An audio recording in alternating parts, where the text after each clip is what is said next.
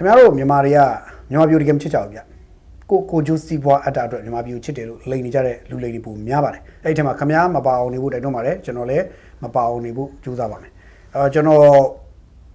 မနေ့ကတော့ပြောပါသေးတယ်ကိုတော်ပြောလို့မဆုံးသေးဘူး24နာရီတောင်မပြည့်သေးဘူးအောင်စပူဇတ်တပင်အဖွဲ့ရတော့ဒီဇတ်တပင်ဇက်ကကွယ်တစ်နှစ်အပိတ်ခံလိုက်ရပါတယ်အဲ့ဒါဒီနေ့ထွက်ပေါ်လာတဲ့စာအရကျွန်တော်တို့လည်းဒါကိုပြောနိုင်တာပေါ့နော်ထွက်ပေါ်လာတဲ့စာဆိုတော့အခြားမဟုတ်ပါဘူးဒီမြန်မာနိုင်ငံတပင်အစည်းအရုံးဗဟိုရဲ့ထုတ်ပြန်ချက်စာတစ်စောင်အရတွေ့ရတာပါစာမှာတော့ February 29ရက်ရက်စွဲဒီနေ့ရက်စွဲနဲ့ထုတ်ပြန်တာဆိုတော့ဒါဒီနေ့အရေးယူတယ်ဆိုတဲ့အထိပ္ပယ်ပေါ့ဗျာနော်ဒီနေ့ရက်စွဲဆိုတော့ဒီနေ့အရေးယူတယ်ပေါ့အဲ့ဒါကတော့ဦးအေးမင်းဦးခေါ်အောင်စပူတဲ့နော်အောင်စပူသတ်တွင်အဖွဲ့ဆိုပြီးတော့သူကလိမ့်မှုပြီးစာပို့တယ်အဲ့ဒါဘာလို့ဆိုတော့ရွှေမင်းသားဖောင်ဒေးရှင်းရဲ့တိုင်ကြားစာနော်တာရင်ကြီးရဲ့ညွှန်ကြားချက်အရာပေါ့နော်အဲ့ဒီအရာဆိုပြီးတော့နော်သာသနာရေးနဲ့ယဉ်ကျေးမှုဝန်ကြီးဌာနညွှန်ကြားချက်အရာသိရှိလိုက်နိုင်တဲ့ကိစ္စဆိုပြီးပြောတယ်ညွှန်တာတော့ရွှေမင်းသားဖောင်ဒေးရှင်းနောက်နှစ်ကလူငယ်ပြန်300တာရင်ကြီးပေါ့3ခုရဲ့ညွှန်ချက်ပေါ့နော်ဆိုတော့သူစာရဆိုရင်တော့အေးမင်းဦးခေါ်အောင်စပူတီထောင်ထားတဲ့အောင်စပူသတ်တွင်အဖွဲ့ရဲ့ဖြောပြေးတင်ဆက်မှုများဟာတဲ့နော်ဟိုကျွန်တော်တို့အားလုံးသိနေတဲ့မင်းသားဇမင်းသားအောင်စပူကသူ့နာမည်ကိုအေးမင်းဦးလို့ခေါ်ပါတယ်နော်အဲ့တော့သူတို့ရဲ့တင်ဆက်မှုတွေကပြည်သူလူထုကြားမှာအတူယူလွဲမားစေသည့်အပြင်မတန်ဆွမ်းသူများ၏စိတ်ပိုင်းဆိုင်ရာနှင့်၎င်းတို့၏ဂုဏ်သိက္ခာပိုင်းဆိုင်ရာများကိုထိခိုက်စေပါသဖြင့်မြန်မာနိုင်ငံမတန်ဆွမ်းသူများအားတရားဝင်ပြန်လည်တောင်းပန်ရန်နှင့်နောက်ယခုကဲ့သို့ဖြစ်စီ၍ထပ်မံမပေါ်စီထိရောက်စွာရေးယူဆောင်ရွက်ပေးနိုင်ပါရန်ရွှေမင်းသားဖောင်ဒေးရှင်းမြန်မာရည်ညွှန်းတင်စာဖြင့်၎င်းတဲ့ရုပ်ရှင်သဘင်ဂီတစာပေကုမဆိုင်ရာများ၌မတန်ဆွမ်းသူများ၏ဂုဏ်သိက္ခာညှိုးနွမ်းဂုဏ်သိက္ခာစွမ်းဆောင်နိုင်မှုများကိုအတိမတ်ပြုခြင်းဤမျိုးဆိုဖြင့်ခွဲခြားဆက်ဆံမှုပြုခြင်းတို့အတွက်လိုအပ်သည့်ညွှန်ကြားချက်များထုတ်ပြန်ခြင်းတို့ဆောင်ရွက်ပေးနိုင်ပါရန်ယခုတိုင်ကြားခံသည့်အဖွဲ့အားလိုအပ်သလိုဆောင်ရွက်ပေးနိုင်ပါရန်လူမှုဝန်ထမ်းကယ်ဆယ်ရေးနှင့်ပြည်내နေရာချထားရေးဝန်ကြီးဌာန၏တိုင်ကြားလာသည့်ကိစ္စနှင့်ဆက်လင်းရည်ညွှန်းစာဖြင့်နှင့်ဖြင့်၎င်းသာသနာရေးနှင့်ယဉ်ကျေးမှုဝန်ကြီးဌာနဝန်ကြီးရုံးကြားစာဖြင့်၎င်းနဲ့သာသနာရေးနှင့်ယဉ်ကျေးမှုဝန်ကြီးဌာနပြည်ထောင်စုဝန်ကြီးကအောင်စပူဇတ်တပင်အဖွဲ့ကိုတနှစ်တိတိကပြဖြိုပြခွင့်ကိုရပ်ဆိုင်းဆောင်ရွက်ရရည်ညွှန်းစာ၄ဖြင့်ညွှန်ကြားလာသည့်ပေါ်သိရှိလိုက်နိုင်ဆောင်ရွက်ရန်ထပ်ဆင့်ကြောင်းကြပါသည်ဆိုပြီးတော့ဥက္ကဋ္ဌဦးဖို့ချစ်ကိုစားဖွဲ့ဝင်ကျော်ဦးဆိုတဲ့ပုဂ္ဂိုလ်ကနေပြီးလက်မှတ်ရေးထိုးပြီးစာထုတ်ပါတယ်တဘောကတော့သာသနာရေးနဲ့ရေးမှုချနာပြည်တော်စုဝန်ကြီးကနေပြီးတော့အောင်စပူဇတ်တပင်အဖွဲ့ကိုတနှစ်တိတိကပြဖြိုပြခွင့်ပိတ်တယ်ဆိုတဲ့စာပါပဲเนาะဆိုတော့ဒီစာအရဆိုရင်တော့ဒါအောင်စပူဇတ်တပင်အဖွဲ့ကတော့ဒါတနှစ်တိတိသူတို့ကပြဖြိုခွင့်ပိတ်ခံလိုက်ရပြီစာ29ရက်ဒီနေ့ကစထွက်တဲ့ဖြစ်တဲ့အတွက်စာထွက်ရှိလာတဲ့နေ့ကနေတနှစ်တိတိပေါ့ဗျာအဲ့တော့ဆိုတော့ဒီလက်ရှိအောင်စပူကနေဇက်တွေနောက်မှအောင်စပူကိုငှားထားတဲ့ဟာတွေအကုန်လုံးကဒါရက်လိုက်ရပြီပေါ့ရက်လိုက်ပြီဆိုတော့အောင်စပူရဲ့ဟိုငှားထားတဲ့ဇက်တွေနောက်ပိုင်းဒီ9လပိုင်းထိသူငှားထားတယ်လို့ကျွန်တော်သိရပါတယ်စုံစမ်းသိရသလောက်ဆက်သွယ်မြများစုံစမ်းသိရှိရသလောက်တော့ဒီ9လပိုင်းထိကိုသူလက်ခံထားတဲ့ဇက်ပွဲတွေအများကြီးရှိတယ်လို့သိရတယ်အဲ့တော့အဲ့ပွဲအထိဆိုတော့အခုဒါ2လပဲဆို3 4 5နောက်3လအတွင်းမှာသူကမယ်ဇက်တွေအကုန်လုံးကမကတော့တဲ့အတွက်အဲ့ဟာတွေအကုန်လုံးကိုသူဘလို့အောင်စပူတို့အဖွဲ့ဘလို့ညီနိုင်မလို့တော့ကျွန်တော်မသိဘူးအဲ့တော့ကျွန်တော်အောင်စပူအဖွဲ့တွေရဲ့ဟိုဟာတွေဆက်သွယ်မြမှုရဆိုရင်တော့သူ့ရှိမှာဇက်တပင်လောက်သားလူ100ကျော်ရှိတယ်လို့သိရတယ်လူ100ကျော်ရှိတယ်လို့သိရတယ်အဲ့တော့100ကျော်လုံးကအခုဇက်တပင်ကောက်ခွင့်တနည်းရဆိုင်ခံရပြီဆိုတော့အဲ့ထက်မှာလှုပ်နေတဲ့သူတွေအကုန်လုံးကလည်းအခြားဇက်တွေပဲတွားပြောင်းကောက်လို့ရသလားလို့မေးရင်တော့လှုပ်ထုံလုံနေရတော့နည်းနည်းတော့ခက်သွားတာပေါ့နော်ရကောင်းရနိုင်ပေမဲ့လှုပ်ထုံလုံနေရနည်းနည်းတော့ခက်သွားတာတွားတွေ့ရတယ်ပြောရရင်တော့ဗျာဟိုပိတ်တယ်ဆိုမှတော့ပိတ်တယ်ပေါ့ဗျာဘလို့လုပ်ပြီးတော့တွားကမယ်ဆိုရင်တော့ပြဿနာရှိတာပေါ့အဲ့တော့အပိတ်ခံလိုက်ရတဲ့အောင်စုဘကသူ့လူ100ကျော်ရဲ့ဝမ်းကြီးဖြည့်ရှင်းမှုအောင်စုတာဝန်ဘလို့ယူမလဲဘလို့ယူနေတော့မလဲပေါ့နော်ပြီးတော့သူရော်ချင်းပြန်ပေးရနိုင်ကြီးလေရှိတယ်နိုင်ကြီးရှိတယ်ပေါ့ဘာလို့ဆိုတော့တကယ်လို့အဲ့ဇက်သူ့ကိုငားတဲ့လူတွေကသူ့ကိုတက်ညာစဉ်းစားပေးမယ်ဆိုရင်တော့ဒါသူမရောဘူးပေါ့ဗျာတက်ညာမစဉ်းစားပေးဘူးဆိုရင်တော့ဟိုတချို့ဟာဇက်တွေဆိုရှိတယ်ဗျာ2ဆရောရတယ်3ဆရောရတယ်5ဆရောရတယ်စသဖြင့်ပေါ့အဲ့လိုရှိတယ်အဲ့တော့ကဲကွာမင်းတက်ညာအနေနဲ့အောင်စပူတက်ညာအနေနဲ့ကဲကွာဒါဆိုလည်းမင်းမကပြတော့ရင်လည်းတိုင်းမင်းငါတို့မူလအတိုင်းပဲပေးပါကွာကဲငါတို့ပေးခဲ့တဲ့အတိုင်းလေးပဲပြန်ပေးစင်းချင်းငါတို့ရတယ်လက်ခံတယ်မင်းကိုလက်ခံတယ်စာနာတဲ့အနေနဲ့ဆိုပြီးတော့လို့ရင်တော့ဒါသူတက်တာမယ်မဟုတ်ရင်တော့ခင်ဗျာ2ဆတို့3ဆတို့ဆိုရင်တော့ခင်ဗျာဇက်ဒုက္ခရောက်သွားနိုင်တယ်တခါဒီထုတ်ပြန်ချက်ကြောင့်ဘာဖြစ်လဲဆိုတော့အောင်စပူရဲ့ပေးသက်တွေအောင်စပူအားပေးတဲ့သူတွေအောင်စပူဇက်တပင်အားပေးတဲ့သူတွေရဲ့တော်တော်စိတ်နှလုံးညှိုးနှံ့တာပေါ့စိတ်မကောင်းဖြစ်ကြမှာပေါ့စိတ်မကောင်းဖြစ်ကြမှာပေါ့ဆိုတော့ပြီးတော့ဒီခုမှအညွန့်တလူတက်နေတဲ့လူငယ်တယောက်ကိုထိတ်ကနေကကြီးနဲ့ညှပ်ပလိုက်သလိုဖြစ်သွားတော့ဆိုတော့အမေကတော့ချပြီးသွားပြီဆိုမှတော့လဲပြောရတော့ဗျာအမေကလည်းချပြီးဆိုမှတော့လဲဟိုဒီအမေကိုပြန်ပြင်ပါလို့ပြောဖို့တော့ခက်တယ်နော်ခက်တယ်သို့တော့ဟိုဘာလို့ရသေးလဲဆိုတော့လုပ်လို့ရတယ်ရှိပါသေးတယ်အောင်စပူလည်းကျွန်တော်တေချာမေးကြည့်ပါတယ်မေးကြည့်တော့သူတို့ကတော့သူတို့ကြောင့်တော့စိတ်လုံးညှိုးနှံ့နေစီတယ်ဆိုရင်သူတို့တောင်းပန်တယ်တက်ဆိုင်ရာတာဝန်ရှိသူတွေဖုန်းဆက်သွယ်ပြောဆိုပြီးတောင်းပန်တာတွေဝင်မလေးပါဘူးသူတောင်းပန်တဲ့ရှိတောင်းပန်တယ်သူတို့အနေနဲ့သူတို့မှားတဲ့အတွက်နောက်တော့များဒါမျိုးဆင်ကျင်ပါမယ်ဆိုတော့မျိုးတွေသူတို့လုပ်ဖို့အထီးသူတို့ကလည်းသူတို့ကိုသူတို့ပြင်ဆင် ထားပြီးသားဖြစ်တယ်ပေါ့သို့တော့လည်းမရဘူးပေါ့ဗျာပိတ်လိုက်တယ်ဆိုတော့စိတ်မကောင်းဖြစ်ကြရတော့အခုဇတ်တမန်လောကသားတွေဆိုစိတ်မကောင်းဖြစ်ကြပါတယ်တကယ်ဇတ်တမန်ချစ်ကြတဲ့သူတွေနောက်ဘာခေါ်လဲဆိုတော့ဟိုဇတ်တမန်တကယ်ချစ်ပြီးတော့မနာလိုစိတ်နေတဲ့သူတွေမနာလိုစိတ်မရှိတဲ့သူတွေအဲ့လိုလူတွေကြတော့စိတ်မကောင်းဖြစ်ကြတယ်မနာလိုစိတ်ကြီးတဲ့သူတွေကြတော့မှတ်ပလားလို့ကြိတ်ပြီးတွေးတာပြီးတော့ငါထက်ပူပြီးနာမည်ကြီးရင်ဒီလိုဖြစ်သွားမယ်ကွာလို့တချို့လူတွေကသုံးနိုင်တာပေါ့ဗျာမနာလိုစိတ်ကြီးတဲ့လူတွေအတွက်ကြတော့ဘယ်သူလို့ကျွန်တော်မသိဘူးเนาะကျွန်တော်မနာလိုစိတ်ကြီးတဲ့သူတွေဆိုတာပြောတာအဲ့ဒါကိုကျွန်တော်ပြောတာထနာနေတော့ခင်ဗျမနာလိုစိတ်ကြီးတာကိုကိစ္စနဲ့ကိုပဲကျွန်တော်မသိဘူးကျွန်တော်မနာလိုစိတ်ကြီးတဲ့သူကြရင်တော့တွေးမှာပဲမှတ်ပလားမင်းငါထက်ပူနာမည်ကြီးချင်လို့မရဘူးကွာဆိုတာမျိုးဘာလို့အောင်စဘူးကလည်းအခုတအားနာမည်ကြီးတယ်အခုဒီနေ့ဇတ်တမန်လောကမှာအောင်စဘူးရဲ့စိုင်းရီမိုးရဲ့နှစ်ယောက်ကတအားနာမည်ကြီးလာတယ်အတွဲလိုက်နာမည်ကြီးလာတယ်နာမည်ကြီးလာတယ်အောင်စဘူးကတော့အရင်နာမည်ကြီးတယ်ပြီးတော့စိုင်းရီမိုးနာမည်ကြီးလာတယ်နှစ်ယောက်စလုံးကလည်းပေးသက်မိန်းကလေးပေးသက်တွေအကြိုက်ချစ်တော်ဇမင်းသားလေးတွေဖြစ်လာတယ်အောင်စဘူးကတော့ပူပြီးဖန်တောင်းတယ်ပေါ့သူအားပေးတဲ့ဖန်ပူတောင်းတယ်အောင်စဘူးကိုယ်တိုင်ကတော့ခက်တာသူကဇတ်တပင်ဥဆောင်သူဖြစ်တယ်စိုင်းရီမိုးကြတော့အောင်စဘူးကသူ့ဇက်ကိုသူဥဆောင်သူဖြစ်တယ်စိုင်းရီမိုးကြတော့သူ့ရဲ့ဇက်ဆရာရှိတယ်အဲ့တော့ပြောရင်တော့ဆရာရှိတဲ့ခါကျတော့ဆရာထိန်းချောင်းပေးထားနိုင်သလားတော့မသိဘူးပေါ့ဗျာတိုးတော်လဲအားလုံးမှာတော့အားနည်းချက်တွေအားသာချက်တွေရှိကြတာကြီးပါပဲဗျာ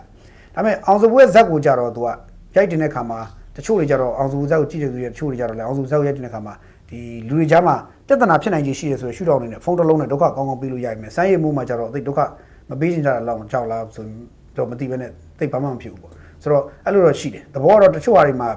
နည်းနည်းလေးအဓိပ္ပာယ်လေးတွေရှိကြလိမ့်မယ်ဗျာသူတို့ဇာလောကမှာလည်းနည်းနည်းစိတ်ဝင်စားတဲ့အကောင်းတဲ့ issue လေးတက်စီရှိနေတယ်လို့ကျွန်တော်တို့ကြားတယ်ဒါတွေကကျွန်တော်တို့ကြားရတာတွေပါသို့တော့ပြည်သူ့ပြည်စစ်ကမှုအောင်စပွဲဇာတ်သမင်ဖွဲ့တော့ဒါပိတ်ခံလိုက်ရတဲ့သူခင်ဗျာတော်တော်လေးတော့စိတ်မကောင်းသူဖြစ်သွားပြီဆိုတော့သိကြတယ်မနေ့ကလည်းသူစိတ်ပူလို့သူပြောတယ်ဒီနေ့လည်းအချာထပ်ပြောပါတယ်အဲ့တော့ဟိုတနာခံစာရေးပြီးတော့သူပြန်ပြီးတော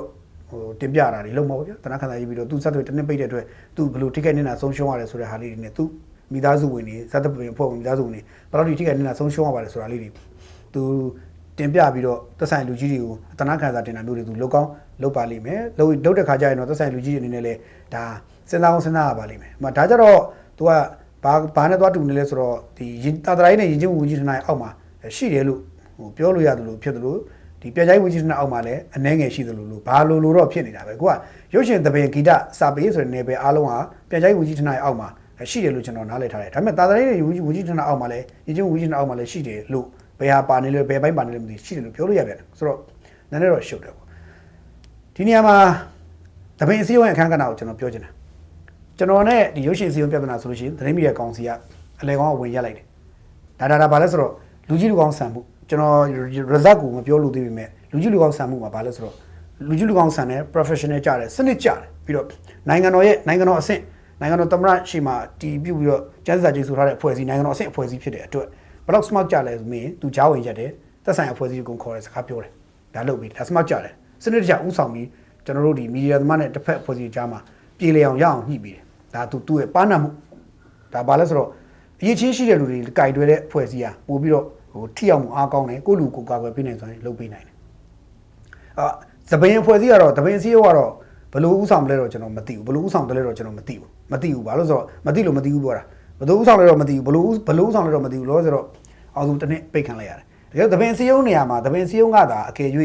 ဒါကိုအောင်စဘူးကိုဘက်ကနေရက်ပြီးတော့သူသားကြနာသူမမချာချာနဲ့တီမီနဲ့အာမဘန်းနေခံပြီးတေချာပြောမယ်ဆိုရင်ဒီနေ့တစ်နှစ်ပိတ်ခံရတယ်ဆိုတဲ့ကိစ္စဖြစ်ပါမလားလို့တွေးစရာတော့ကျွန်တော်မှဖြစ်တယ်အဲ့တော့ဒါကတော့ကျွန်တော်ခံမှန်းပြီးကြည့်တဲ့ကိစ္စပါမြေပြင်မှာကတော့တပင်းစည်းုံဘယ်လိုရက်တီပေးလိုက်တယ်လဲဆိုတော့ကျွန်တော်တို့အတွင်းကျတော့မသိရဘူးအတွင်းကျတာမသိရဘူးเนาะဒါကတော့ကျွန်တော်မသိရအဲ့တော့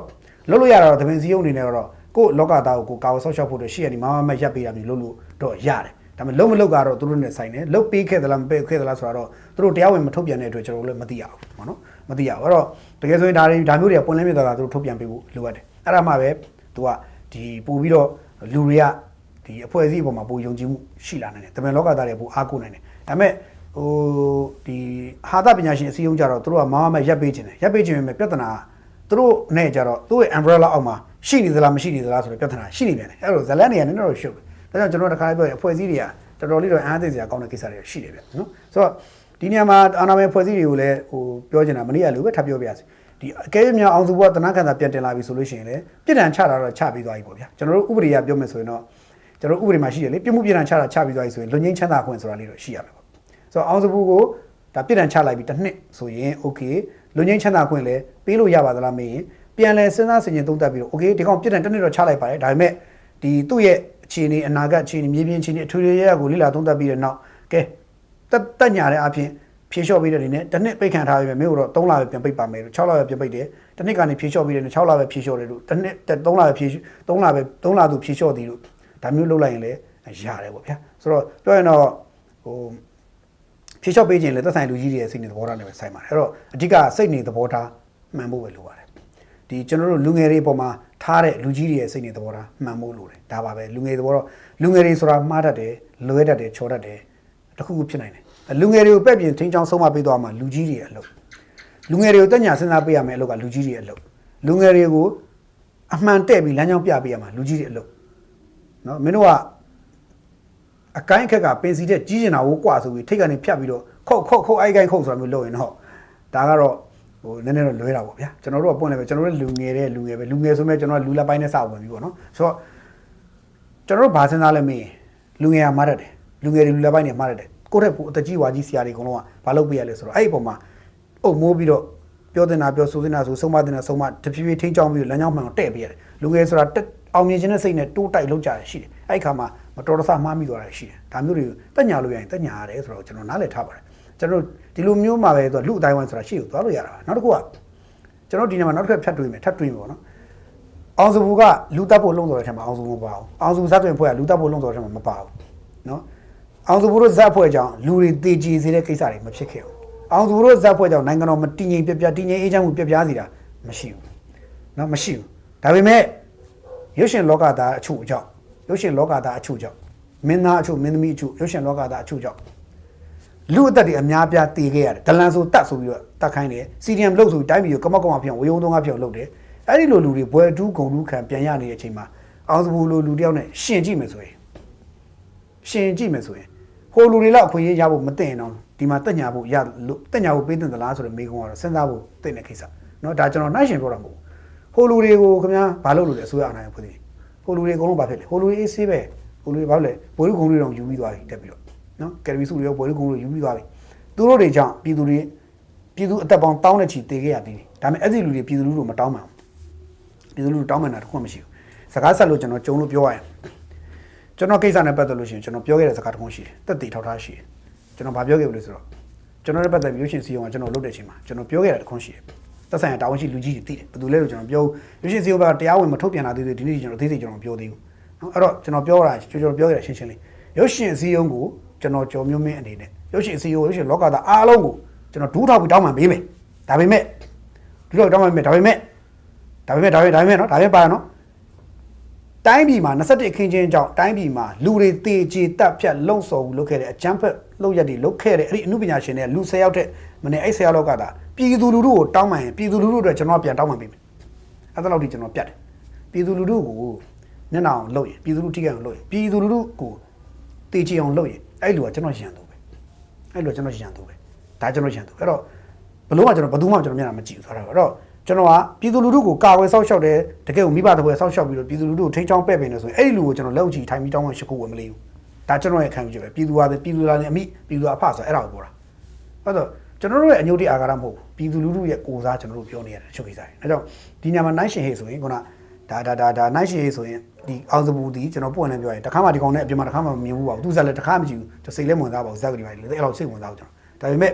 သူ့ကြောင့်လူတွေတေချေတက်ဖြတ်မှုတွေဘာညာတွေနိုင်ငံတော့တည်ငြိမ်ပြပြမှုတွေတော့မဖြစ်ခဲ့တဲ့အတွက်ဟိုဖြစ်ခဲ့တဲ့သူတွေနဲ့ရွှေရှင်လောကသားအချို့နဲ့နှိုင်းရှင်လိုက်ရင်တော့ခွင့်လွတ်ပေးမယ်ဆိုရင်ဒီကောင်လေးကခွင့်လွတ်ပေးလို့ရတယ်ဟိုဟာတွေကတော့ကဘာကြီးမှာမဟုတ်ဘူးသိကြတယ်လူတွေရင်ထဲမှာအများနဲ့ရှိနေမှာဒီလူတွေသေသာသွားမယ်အဲ့နုပြန်ရှင်အချို့သေသာသွားမယ်လူတွေရင်ထဲမှာမမိတ်ဘူးလူတွေကအများနဲ့သတိတရားအများဆွဲထုတ်နေလိမ့်မယ်နှစ်တိုင်းပါလေ memory ပြန်ပေါ်လာတိုင်းမှာပြန်ဆွနေလိမ့်မယ်စောင့်ကြည့်လိုက်အဲ့တော့ဒါလေးရှိတယ်အဲ့တော့လွယ်ဖြစ်ပါကျွန်တော်တို့ဟိုလူငယ်တယောက်အညွန့်တလူနဲ့ဖြစ်နေချိန်မှာအညွန့်ကျိုးသွားအောင်မလုပ်သင့်ဘူးလို့တော့သက်ဆိုင်ရာလူကြီးအာဏာပိုင်ဖွဲ့စည်းတွေကိုဖြစ်ချင်တယ်တိုက်တွန်းချင်တယ်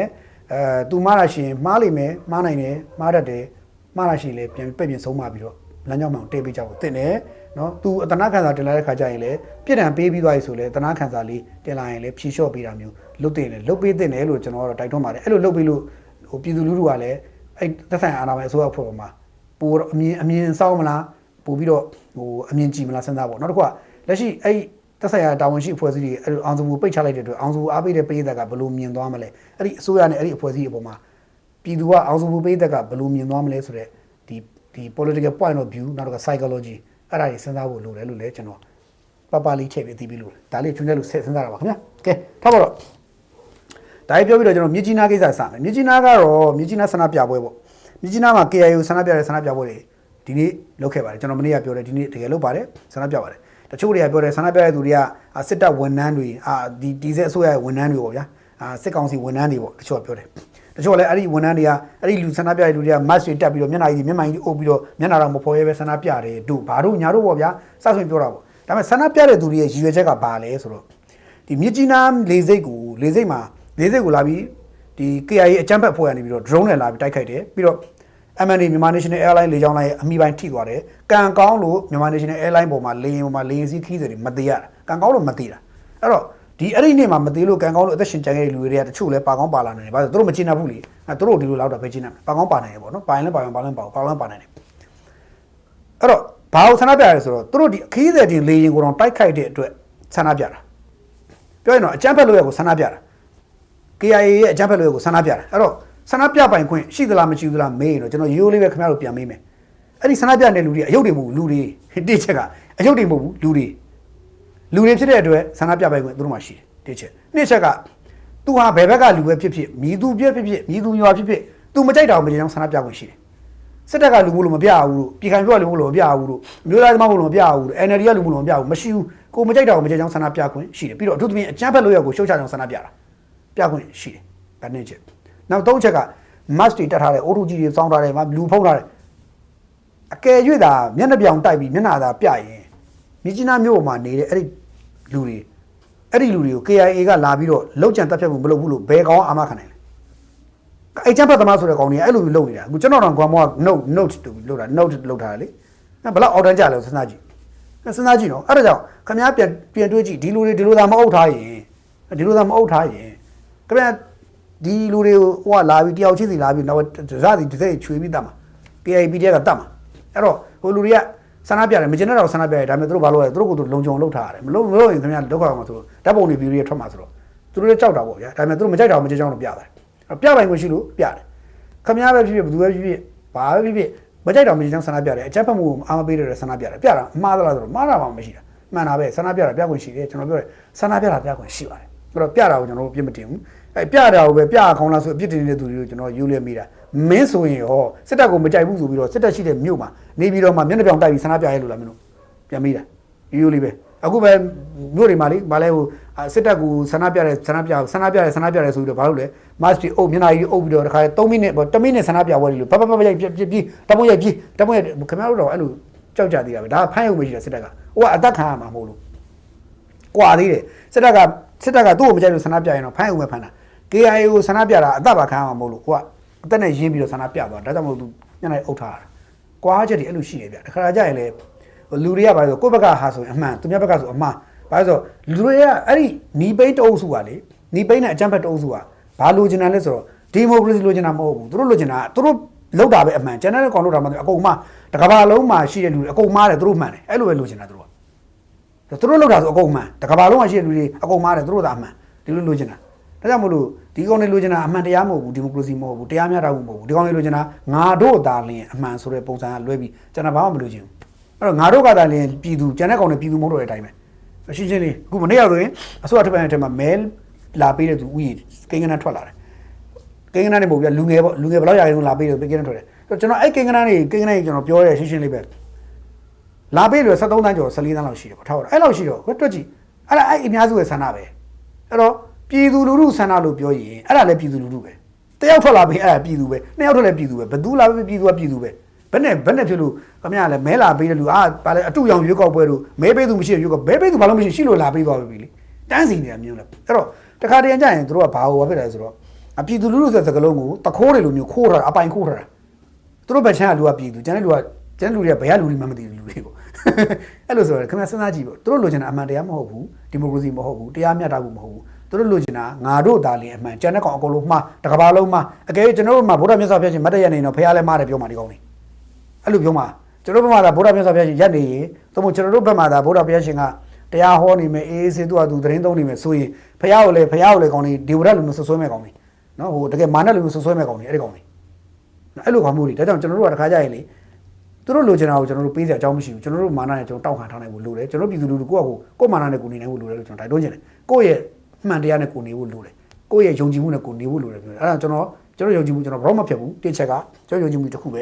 တိုင်းပြည်တည်ငြိမ်ရေးနံပါတ်1တိုင်းပြည်အဖြတ်မောက်ဖြစ်တဲ့ကောင်တွေမှန်တယ်အဲ့ဒါဂျန်သူဒါပဲရှင်းရှင်းလေးတိုင်းပြည်တည်ငြိမ်နံပါတ်1တိုင်းပြည်တည်ငြိမ်ရေးကြမယ်ပြည်သူလူထုစိတ်ချမ်းသာပျော်ရွှင်စွာနေထိုင်နိုင်ဖို့နံပါတ်1အဲ့ဒီအတွက်ဒီမိုကရေစီပြရမယ်ရအောင်ကြိုးစားမယ်နံပါတ်1ဒါပဲကျွန်တော်တွေကနောက်ပိုင်းဟာတွေကိစ္စတွေဒီလိုကျွန်တော်စဉ်းစားတယ်ဒါကြောင့်ဒီအပေါ်မှာအခြေခံပြီး based on လုပ်ပြီးတော့ပြောနေတာဖြစ်တယ်နော်အဲ့တော့ KIA တွေအုပ်စုတွေကတော့အခုဆိုရင်အဲ့ဒီဟိုဘာလဲဆိုတော့ KIA ဥစားညီကြီးနားလေးစိတ်ကိုလုတ်တဲ့ကိစ္စနဲ့ပတ်သက် KIA တွေအခုဆိုရင်ထမင်းလုံး36သူလို့6ခံနေရပြီဘာလို့ဆိုတော့အခုဟိုနေ့ကဟိုကနော်ဘူးကထုတ်ပြောလာတယ်ဗါတဲ့ဟိုသူတို့နေရာ24ခုတက်မနေဟိုတက်ကလေးနဲ့24ခုတက်မနေဟိုတက်ကလေးနဲ့85ချိန်တက်မနေဘုံကျဲနေပါပြီဘာညာဆိုပြောတယ်အခုလဲဗါလဲဆိုတော့ဒီပန်ဝါဘက်တွေမှာတက်ကလေးနဲ့ဘုံကျဲမယ်လို့သတင်းထွက်လို့ဘုံကျဲမယ်သတင်းထွက်လို့တဲ့အမှတက်ကလေးနေတဲ့ဘုံကျဲမယ်လို့သတင်းထွက်လို့တဲ့တရုတ်ဘက်ချမ်းလူတွေတော့နေဇက်ကိတွေပိတ်လဲရပြီလို့ပြီးလို့ရှိရင်ပန်ဝါဘက်မှာရှိတဲ့မြေရှားလုပ်ငန်းတွေမြေရှားတူးတဲ့နေရာတွေမှာတူးတဲ့တရုတ်တွေကမြေရှားတူးတဲ့နေရာတွေမှာတရုတ်တွေကသူတို့အလှန်နေစိုက်ပြီးတော့ဒီနေရာငါတို့တရုတ်တွေရှိတယ်ဆိုတာမျိုးအလှန်နေစိုက်ပြီးတော့ information တွေပေးနေရပြီဆိုတော့ပြောတယ်ဆိုတော့အဲ့ဒီဟာတွေသတင်းတွေထွက်လာတယ်တော်တော်ကျွန်တော်ဒီနေရာမှာဘာလို့တော့မြင်လိုက်လဲဆိုတော့ပန်ဝါလိုဒေသမှာတရုတ်တွေမြေရှားလာတူးတယ်တရားဝင်လားတရားမဝင်လားကျွန်တော်ဘယ်လိုနားလည်ထားလဲကျွန်တော်သိသလောက်တရားမဝင်မယ်တရားဝင်မဟုတ်ဘူးမြန်မာအစိုးရစီမှာတရားဝင် register လုပ်ပြီးအခွန်ဆောင်ပြီးတူးနေတာလို့တော့ကျွန်တော်သိမထားဘူးအဲ့တော့တရားမဝင်တူးတယ်လို့ပဲပြောရမယ်အဲ့တော့တရားမဝင်တူးနေတဲ့တရုတ်တွေကတပ်မတော်လေရင်ဒီလိုပြန်မယ်လဲဆိုတော့လေရင်ပြန်မယ်လဲဆိုတော့ဒါငါတို့တွေတရုတ်တွေမြေရှားတူးနေတဲ့နေရာကလာမထိနဲ့ဆိုတော့အလှန်လာစိုက်ထားတော့စိုက်တော့တပ်မတော်လေရင်ပြန်သွားပြီဆိုတော့တကယ်ဘုံသာကျဲလို့တရုတ်အလှန်နေရှိတဲ့နေရာသွားကြလို့ဘုံကျဲရင်တရုတ်နဲ့မြန်မာနဲ့ပြဿနာတက်မယ်ဒီပုံစံမျိုးတော့နောက်တစ်ချက်ကရင်းနဲ့မကောင်းတာရင်းနဲ့မှာဒိန်းနေဆိုမကောင်းကနေစိတ်ထဲမကောင်းဖြစ်သွားတယ်ရင်းနဲ့မကောင်းဖြစ်သွားပါလေဆိုတော့ငါတို့နယ်မြေထဲလာပြီးတော့မြေလဲခိုးတူးသေးတယ်တရားမဝင်လဲခိုးတူးသေးတယ်တရုတ်အလှန်စိုက်တဲ့နဲ့လုံခြုံပြီဆိုပြီးတော့တို့ကငါတို့ကိုချင်းချောင်နေသေးတယ်ဆိုတော့ခံစားချက်ကြီးကျွန်တော်ရပါတယ်ဟောလို့ပြည်ထောင်စုသမ္မတမြန်မာနိုင်ငံတော်ရဲ့အချုပ်အခြာအာဏာကဘယ်နှမှာကျွန်တော်တို့တင်တီနေရလဲဆိုမိကုန်းတော့ကျွန်တော်မေးချင်သလိုဖြစ်လာတယ်တော်လေးအံ့အားသင့်သွားတယ်စိတ်ထဲလည်းမကောင်းဖြစ်သွားတယ်ပြည်ထောင်စုသမ္မတမြန်မာနိုင်ငံတော်ရဲ့အချုပ်အခြာအာဏာဘယ်နှမှာတီရတယ်ဘယ်သူမှတီရတယ်ပြည်သူလူထုနှလုံးသားထဲမှာတီရလားနယ်နိမိတ်တွေပေါ်မှာတီရလားဘယ်နေရာတွေမှာတီနေရလဲအချုပ်အခြာအာဏာအဲ့ဒါကျွန်တော်မေးခွန်းတွေအများကြီးရှိသွားတယ်စိတ်ထဲမကောင်းအဲ့တော့တရုတ်တွေကပါလဲမြေရှားလဲလာခိုးတူးသေးတယ်တရားမဝင်ခိုးတူးတယ်အစိုးရအခွန်မဆောင်ပဲခိုးလဲတူးသေးတယ်သူတို့အဲ့ခိုးတူးတဲ့နေရာမှာတရုတ်လှန်နေစိုက်ပြီးတော့ငါတို့ဒီနေရာတွေဘုံလာမကျင်းနဲ့နော်လို့ဟို message ပေးတယ်ဆိုကြတဲ့ကခင်ဗျားစဉ်းစားကြည့်စမ်းပါဗျာရင်းနေဘယ်လောက်ကောင်းဘယ်လောက်တောင်ဖြစ်မလဲကိုယ်နိုင်ငံထဲမှာတခိုးတွေလာလဲခိုးသေးတယ်ဟမ်သူတို့တရုတ်လှန်ထောင်ပြီးတော့ကျွန်တော်တို့အစိုးရကိုမလုံရဲမကရဲမထီရဲမတူရဲအောင်လုပ်တယ်စဉ်းစားကြည့်စမ်းဘယ်လောက်ရှင်နာဖို့ကောင်းလဲနော်ဒါတော့တစ်ချက်နောက်တစ်ချက်ကအခု MNDAA နဲ့ TNL ဖြစ်တဲ့ပြဿနာဒီပြဿနာရဲ့အရင်းမြစ်ဒီဘာညာတွေကိုကျွန်တော်အသေးစိတ်မပြောလို့သေးဘူးတိုးတော့ပြဿနာအရင်းမြစ်စိဘယ်သူမှလည်းမှန်တယ်ဆိုတော့သူတို့ချင်းခွေးချင်းကြိုက်တာကျွန်တော်ဘာမှမပြောလို့ကြိုက်တယ်တော့ကြိုက်ဒါပေမဲ့ကျွန်တော်အဲ့မှာထပ်ပြီးနောက်တစ်ချက်ထပ်ပြီးစိတ်မကောင်းဖြစ်သွားတာနောက်တစ်ချက်အဲ့ဒါပဲစိတ်မကောင်းဖြစ်ပြီးတော့ကိုယ့်အခြေအနေကိုနားလည်သွားတာ MND နဲ့ TNL နဲ့အချင်းချင်းအပြန်အလှန်တစ်ဖွဲ့နဲ့တစ်ဖွဲ့ရန်နေဆောင်ကြပြီးတော့ဖမ်းကြစီးကြသူ့လူငါဖမ်းငါလူသူဖမ်းနဲ့အပြန်အလှန်ဆော်ကြလှော်ကြဖြစ်နေတဲ့အချိန်မှာ TNL ကစာရေးတယ်ယူနန်ပြည်နယ်အစိုးရရှိဘူးယူနန်ပြည်နယ်ဂါဗာနာတွေစီကိုစာရေးတယ်စာရေးပြီးတော့ဒီကိစ္စကိုဂျားဝင်စစ်ဆက်ဖြည့်ရှင်းပေးဖို့ဆိုတော့မြန်မာနိုင်ငံရဲ့ပြည်ထောင်စုသမ္မတမြန်မာနိုင်ငံတော်ရဲ့အချုပ်အခြာအာဏာကယူနန်ပြည်နယ်မှာသွားတည်နေတာလားလို့မေးစရာဖြစ်လာတယ်ပေါ့ဆိုတော့တော်တော်လေးတော့စိတ်ထဲတော့မကောင်းဘူးဗျပြန်တွေးကြည့်ဗျ TNL ကလည်းမြန်မာတိုင်းသားတွေကတခု MNDAA ကိုကန်ကလည်းမြန်မာတိုင်းသားတွေကတခုလို့တော့သိထားတယ်ပေါ့နော်ကျွန်တော်နားလေဟန်တရုတ်တွေဒါပေမဲ့မြန်မာတိုင်းသားတခုလို့သိထားတယ်အဲ့တော့ TNL လည်းမြန်မာပဲကိုကန်လည်း MNDAA လည်းမြန်မာပဲဆိုရင်သူတို့ရဲ့နှစ်ယောက်အဆင်မပြေမှုဟာဘယ်သူစီမှာတိုင်တရမှာလဲတကယ်ဆိုရင်ပြည်ထောင်စုအစိုးရမြန်မာအစိုးရစီမှာတိုင်တရမှာဒါပေမဲ့သူတို့ရဲ့အစိုးရမြန်မာလို့သူတို့ခံယူထားဖို့မရဘူးတရုတ်ကိုလှမ်းတိုင်နေပြီးတော့တိုင်ပြောတယ်ပေါ့ဗျာတရုတ်သူတို့ပထိုးလှမ်းတိုင်တယ်ဖေဖေသားတို့ပြဿနာလာရှင်းပြပါဦးဆိုပြီးတော့သွားလှမ်းတိုင်တယ်ဆိုတော့ခင်ဗျားတို့ကျွန်တော်တို့မြန်မာတွေအားလုံးနားလည်ဖို့တင်တာဒီနေရာမှာနားလည်ဖို့တင်တာတခုရှိမနေဘူးလားကျွန်တော်အမြဲတမ်းပြောခဲ့တယ်ကိုကန် MND ရော TNL ရောဝိုင်းလာမိုင်းလာရောဝရော KIA ရောအစရှိတဲ့ဒီရှမ်းမြောက်မှာရှိတဲ့လက်နက်ကင်တော်တော်များရဲ့ခေါင်းကင်ဖခင်ကတရုတ်ပါလို့ကျွန်တော်အချင်းချင်းခါပြောခဲ့ဦးတယ်သူတို့ပထွေးလှမ်းတိုင်လို့ကျွန်တော်အခုတိုင်တော့ပို့ပေါ်လာပြီခေါင်းကင်ဖခင်တရုတ်ရှင်းပြအဲ့ဒါအားလုံးကိုတရုတ်ကပဲဩဇာညောင်းနေတယ်တရုတ်ကအဖွဲ့တွေဆိုတာကိုကျွန်တော်အချင်းခါပြောတယ်တချို့တွေကမင်းတရုတ်ဘက်ကမဟုတ်ပါဘူးကွာတရုတ်နဲ့မဆိုင်ပါဘူးတရုတ်ကမဟုတ်ဘူးအ အခြေအနေချင်းကအားလုံးဘလို့သုံးသက်ကြီးသုံးသက်ကြီးဘလို့ပဲနားလိုက်တာဘလို့ပဲဟိုတရင်လုံးပဲထားမမီနောက်ဆုံးဘလို့ပဲပြောစဉ်းစားတရုတ်နဲ့မပတ်သက်ဖက်နဲ့မရဘူးဆိုတဲ့ဟာကြီးရှမ်းမြောက်လက်နက်ကိုင်ဖွဲ့တွေအကုန်လုံးကပတ်သက်နေတယ်ရှမ်းမြောက်9ဖွဲ့လုံးကအေးပါသည်အဲ့9ဖွဲ့လုံးကတရုတ်နဲ့ပတ်သက်နေရတယ်တရုတ်ကိုပဲတိုင်တယ်ရတယ်သူတို့ကတရုတ်ကိုပဲသူတို့တိုင်တယ်သူတို့အဖေမို့လို့သူတိုင်တယ်တာပေါ့ဗျာရှင်းရှင်းလေးပြောရင်သူတို့နဲ့ပတ်သက်လို့တိုင်တယ်တော့ပတ်သက်တိုင်တယ်တဲ့အကြောင်းမရှိဘူးမပတ်သက်လို့လှမ်းစကားပြောတယ်ဘာအကြောင်းမှမရှိဘူးပတ်သက်လို့အကြောင်းပြောတာအဲ့တော့တရုတ်ကို TNL ကလှမ်းတိုင်ရတဲ့အထိဖြစ်တယ်ဆိုကြတဲ့ကျွန်တော်တို့တိုင်းပြည်ရဲ့အချုပ်အခြာအာဏာကရှမ်းမြောက်ရဲ့အချုပ်အခြာအာဏာကမင်းကုန်းထုတ်ဆရာတော့ဖြစ်လာတယ်ဆိုတော့တော်တော်လေးရင်းနေတော့မကောင်းရင်းနေတော့ဒိန်းကနေပဲပြီးတော့ဟိုတချို့ရင်းကိုဒိန်းကနေဖြစ်စီတယ်ပေါ့နော်ရင်းကိုဒိန်းကနေဖြစ်စီသွားတယ်ပြီးတော့ရင်းနေမကောင်းတရက်နေ့တစ်ချိန်မှာတမိုင်းကိုပြောင်းပြန်လှန်ဝင်ရမယ်ဆိုရင်တော့လှန်ကြည့်ကျင်သေးတယ်မြန်မာတွေကမခေဘူးဆိုတော့ပြကျင်သေးတယ်ဒါပေမဲ့လည်းကျွန်တော်တို့ဒီနေ့ဒီချိန်မှာအာမတန်လို့မန်လျှော့နေရတာရှိနိုင်တယ်ချင်းခါကြောင့်ကျွန်တော်လက်ခံရရှိနိုင်တယ်ဒီအတွက်ကျွန်တော်တို့တွေဘာလို့ဆိုစိတ်ထဲမှာခါတို့ကျွန်တော်တို့စိတ်ထဲမှာဒီဟာကမှားနေပြီဆိုတော့သိရင်ကျွန်တော်လောက်အောင်တခုပဲချင်တယ်ကျွန်တော်တို့ချင်းစီလုံးညညဖို့လုပ်တယ်ဒီစီလုံးညညဖို့ဆိုတဲ့နေရာမှာကျန်တဲ့တရုတ်ကိုပထွေးလို့ကိုးကွယ်နေတဲ့အုပ်စုကိုကျွန်တော်မပြောလို့ဘူးမကိုးကွယ်တဲ့တရုတ်ရဲ့လှုပ်ဆောင်ချက်တွေလှုပ်ရှားမှုတွေကိုနားလဲတဲ့ကျွန်တော်တို့မြန်မာအချင်းချင်းရံမဖြစ်ကြဘဲနဲ့စီလုံးညညဖို့လုပ်တယ်မြန်မာတွေစီလုံးညညရင်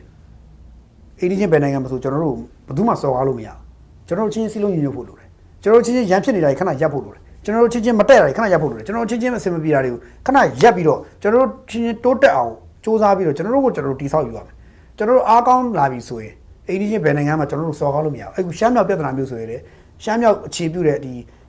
ီမြောက်ပိုင်း9ဖွဲ့ရဲ့ဩဇာတရုတ်ပြည်မှာတီမဲ့အစားမြန်မာပြည်မှာပြန်တီအောင်လုပ်ရမယ်အဲ့ဒီတော့ကျွန်တော်တို့မြန်မာအစိုးရဆက်ခေါင်းဆောင်ထားပါတော့ဗျအလောင်းမင်းတရားကြီးလူခေါင်းဆောင်မျိုးဘရင်အောင်လူခေါင်းဆောင်မျိုးဟိုအနော်ထားတော့ဝေးလွန်ပါတယ်အဲ့လိုခေါင်းဆောင်မျိုးတွေပေါ်လာဖို့လိုတယ်နိုင်ငံအချုပ်အခြာအာဏာကိုနိုင်ငံဩဇာအာဏာကိုအာဏာစက်ကိုပြန်ဖြတ်ချက်နိုင်တဲ့ခေါင်းဆောင်တွေပေါ်လာဖို့လိုတယ်အဲ့လိုပေါ်လာဖို့လိုတယ်ဆိုတဲ့နေရာမှာလဲလက်ရှိတည်သေးခေါင်းဆောင်တွေကလုံနိုင်မှလားမင်းလက်ရှိတည်သေးခေါင်းဆောင်တွေလည်းလှုပ်လေမြုပ်လေဖြစ်နေသလားတော့ကျွန်တော်မသိဘူးဘလို့တွေဖြစ်နေလဲတော့မသိဘူးသူတို့လည်းလှုပ်ချင်တော့လဲလုံမရကြိုင်မရဖြစ်နေသလားဘာလဲတော့ကျွန်တော်နားမလည်ဘူးသူတို့ဘာလုပ်နေလဲကျွန်တော်နားမလည်ဘူးဒါပေမဲ့ကျွန်တော်စိတ်ထဲမှာမခံချင်သေးဖြစ်မိတာတခုပဲကျွန်တော်တို့နိုင်ငံရဲ့ဩဇာဟာကျွန်တော်နိုင်ငံအချုပ်အခြာအာဏာနဲ့ဩဇာဟာနေဇက်နာမည် boundary အကုန်လုံးမှာမပြတ်နဲ့တဲ့အောင်မရှိဘဲနဲ့နေရာကွက်ကလေးမှာပဲရှိနေတယ်ဆိုရင်ဒါကျွန်တော်တို့ညီညွတ်ဖို့လိုနေပြီဆိုလို့ပြသတဲ့လက္ခဏာတစ်ခုဖြစ်တယ်ဆိုတော့မမေ့ဘူးလို့တယ်ကျွန်တော်နိုင်ငံသားချင်းညီညွတ်ဖို့လိုတယ်ကျွန်တော်တို့အကုန်လုံးအစိုးရရောတမတော်အရသာအကုန်လုံးညီညွတ်ကြဖို့လိုတယ်နိုင်ငံရေးသမားအကုန်ညီပြီးတော့မှတတန်နဲ့ညီထွက်ပြီးတော့ညီညာထွက်ပြီးတော့တိုင်းပြည်ရဲ့ဂုဏ်သိက္ခာအချုပ်အခြာအာဏာအတွက်ဆိုရင်ငါတို့တွေတသားရှိတယ်ကွာဆိုတော့ပြပြီးတော့အိန္ဒိယဘယ်ကောင်ကပဲဖြစ်ဖြစ်ကျွန်တော်တို့နောက်ကွယ်ရပဲစော်ကားရှေ့ရပဲစော်ကားနောက်ကကြိုက်တယ်လို့စော်ကားတော့မခံနဲ့ပုံရင်ပြနိုင်ဖို့လိုတယ်အဲ့ဒါမှပဲကျွန်တော်တို့တိုင်းပြည်ဂုဏ်သိက္ခာပြန်တက်မယ်အခုဖြစ်စဉ်ကြီးတွေအကုန်လုံးကကျွန်တော်တို့ပြနေတာဗါလဲဆိုတော့မင်းတို့တိုင်းပြည်ရကွာဒီလိုတောက်ချလို့ရတယ်မင်းတို့တိုင်းပြည်ကမင်းတို့ချင်းအိုးမဲတော့ခွဲတော့ခွတ်မဲ့ကောင်းနေပါကွာဆိုတာနဲ့ကျွန်တော်တို့ချင်းခွတ်နေကြတာမြင်မကောင်းကြကြားမကောင်းပါဘူးအဲ့တော့နောက်မျိုးဆက်တွေလည်းသိစေချင်ပါတယ်ခင်ဗျားတို့မှသားသမီးတွေရှိတယ်ကျွန်တော်မှသားသမီးရှိတယ်ကျွန်တော်တို့သားသမီးတွေဘလို့ကြီးပြင်းလာစေချင်လို့ဆိုငါတို့ချင်းညီညွတ်ကြရမယ်ငါတို့ချင်းရဖြစ်လို့မရဘူးငါတို့ချင်းညီညွတ်ပြီးတိုးတက်အောင်လုပ်ကြရမယ်ငါတို့ပညာတက်အောင်လုပ်မယ်လူတိုင်းပြောတိုးတက်အောင်လုပ်ရမယ်ပြီးရင်ငါတို့တိုင်းပြည်ရဲ့ဩဇာအာဏာကိုပြန်တိဆောက်ယူရမယ်ဂုဏ်သိက္ခာကိုပြန်တိဆောက်ယူရမယ်ရှေ့ကအဆက်ဆက်ကဖျက်ဆီးခဲ့တဲ့ဂုဏ်သိက္ခာငါတို့ရအောင်တိဆောက်ကြမယ်ဒီလိုမျိုးစိတ်ဓာတ်နဲ့ကျွန်တော်တို့ကလေးတွေကိုမွေးမြူထားဖို့လိုတယ်အဲ့ဒါမှပဲကျွန်တော်တို့ဟိုပူကောင်းတဲ့အခင်းကျင်းရောက်မယ်နောက်မှဆိုကျွန်တော်တို့စိတ်မကောင်းစရာတွေကဒီလိုပဲကြားနေအောင်မယ်လို့ကျွန်တော်တို့မြင်နေပြဒါ DNL ကိစ္စလေးတွေကျွန်တော်ပြောတာဒီတစ်ဖက်မှာလည်းကျွန်တော်တို့ဗိုလ်ချုပ်မူကြီးတို့ကပေါ့ဗျာဗိုလ်ချုပ်မူကြီးတို့ကတော့အခုဒါဟိုဗိုလ်ချုပ်မူကြီးတို့ကစူးစမ်းနေရရှိပါတယ်ဥပမာဆိုကြပါစို့ဒီမြန်မာနိုင်ငံရဲ့ပထမဆုံးဒီလေရင်မှုပေါ့ဗျာနော်လေရင်မှုရဖို့အတွက်ကိုဗိုလ်ချုပ်မူကြီးတို့အသက်အံစူးစမ်းနေတယ်အဲ့ဒါလည်းလေအာဂါရရင်မှုပေါ့ sorry လေမှုအာဂါရရင်မှုလေမှုမဟုတ်အာဂါရရင်မှုရဖို့ဘယ်လိုမျိုးစူးစမ်းနေတယ်အဲ့ဒါလည်းဗါလဲဆိုတော့Roscomo လို့ခေါ်မလားဘယ်လိုခေါ်လဲမလား Roscomos လို့ခေါ်မလားเนาะအဲ့ဒီရုရှားနိုင်ငံပိုင် corporation အဖွဲ့အဲ့အဖွဲ့အထွေထွေမှုချုပ် Dmitry V Vaganov နော် Dmitry V Vaganov အဲ့ပုဂ္ဂိုလ်ကနေပြီးတော့မြန်မာနိုင်ငံကခေါင်းဆောင်ဗိုလ်ချုပ်မှုကြီးနဲ့လာတွေ့တယ်တွေ့ပြီးတဲ့နောက်မှာသူတို့တွေ့တဲ့အခြေအနေနဲ့ပတ်သက်ပြီးတော့ဒီသူတို့ဘက်ကမီဒီယာတွေကသတင်းထုတ်ပြန်တဲ့အထက်မှာပါလာလဲဆိုတော့မြန်မာနိုင်ငံကနေပြီးတော့အာဂါသရင်မှုတယောက်ကိုရွေးချယ်ပြီးတော့လေ့ကျင့်ပြီးတော့အာဂါသကိုလှုပ်ဖို့ဆိုတာကိုသူတို့စီစဉ်နေတယ်ဆန္ဒရှိနေတယ်ဆိုတဲ့ကိစ္စလေးကိုစပြီးထုတ်ပြန်လာတွေ့ရတယ်ဒါလေးကကျွန်တော်တို့နိုင်ငံရဲ့အနာဂတ်အလားအလာတစ်ခုလို့မြင်နေရတယ်ဆိုလိုတာကကျွန်တော်တို့ဒီမြန်မာနိုင်ငံကအာဂါသ agency ပေါ့နော်မြန်မာနိုင်ငံအာဂါသ agency အဲ့မှာမြန်မာအာကာသ agency အမှုဆောင်ရေးချုပ်ဒေါက်တာစိုးမြင့်မောင်နဲ့ဦးဆောင်တဲ့မြန်မာကိုယ်စားလှယ်အဖွဲ့ကိုတဲ့သူတို့အဖွဲ့တွေကဒီ February 25မှာလက်ခံတွေ့ဆုံပြီးတော့သူတို့အဲ့မှာဒီလူလိုက်ပါစင်းနိုင်တဲ့အာကာသရင်ဖွံ့ဖြိုးတိုးတက်မှုဆိုင်ရာပေါ်ဆောင်မှုသုံးစာချုပ်အဲ့စာချုပ်လက်မှတ်ရေးထိုးလိုက်တယ်တဲ့ပြောရရင်တော့မြန်မာဗျာဒီအာကာသကိုအာကာသထဲမှာမြန်မာအာကာသဂျူရုသွားတဲ့အာကာသကိုတက်တဲ့အချိန်မှာမြန်မာအာကာသမှုအာကာသရင်မှုတယောက်မဖြစ်မနေပေါ်လာဖို့ကိစ္စတွေတောင်းအားပေးတာလုပ်ချင်တာပေါ့နော်ပြီးတော့ဒီတစ်ချိန်မှာကျွန်တော်တို့လည်းမြန်မာနိုင်ငံလည်းကိုပိုင်ဂျူရုလွတ်နိုင်တဲ့အနေအထားမျိုးကိုပိုင်အာကာသရှင်တွေလွတ်တင်နိုင်တဲ့ကိစ္စမျိုးเนาะဒီဆောက်နိုင်တာမျိုးဖြစ်ဖို့တဖြည်းဖြည်းချင်းလုပ်ယူအောင်ပါဗျာเนาะအဲ့တော့ဗိုလ်ချုပ်မှုကြီးနဲ့လည်းမနေ့က26ရက်နေ့မှာအဲ့ဒီ Dmitry Vaganov เนาะ Dmitry Vaganov အဲ့အပုဂ္ဂိုလ်နဲ့ဗိုလ်ချုပ်မှုကြီးနဲ့မနေ့ကတွေ့တဲ့အချိန်မှာကျွန်တော်တို့နိုင်ငံအတွက်အာကာသရင်ဒီဆောက်ရေးကိစ္စခြေရကန်စနစ်တွေအစပြင်အဲ့ဒါနဲ့ပတ်သက်တဲ့အာကာသသိပ္ပံနဲ့ပတ်သက်တဲ့ဆက်ဆက်တာတွေနဲ့တို့ဆွေးနွေးကြတယ်ဆိုတော့ကျွန်တော်တို့ခေါင်းဆောင်ဗိုလ်ချုပ်မှုကြီးတို့ကလည်းအခုလူလက်ဒီကိစ္စတွေအားအောင်စိုက်တော်တော်ကြိုးစားနေပုံရပါတယ်ဆိုတော့ခက်တာကကျွန်တော်တို့ရုပ်လုံးမပေါ်သေးတဲ့ခါကျတော့ဘာပြောမှမသိဖြစ်နေတာပေါ့နော်သို့တော့အာကာသရင်မှုတယောက်ပေါ်ပေါက်လာဖို့ကိစ္စကိုစကြိုးစားနေပြီဆိုကြတဲ့ကောင်းပါတယ်နောက်တစ်ခုကကျွန်တော်တို့မြန်မာပြည်မှာလည်းတချို့ကိစ္စတွေတို့တိတ်ကြိတ်ပြီးစမ်းသပ်နေတဲ့ကိစ္စလေးတွေရှိနေတဲ့အတွက်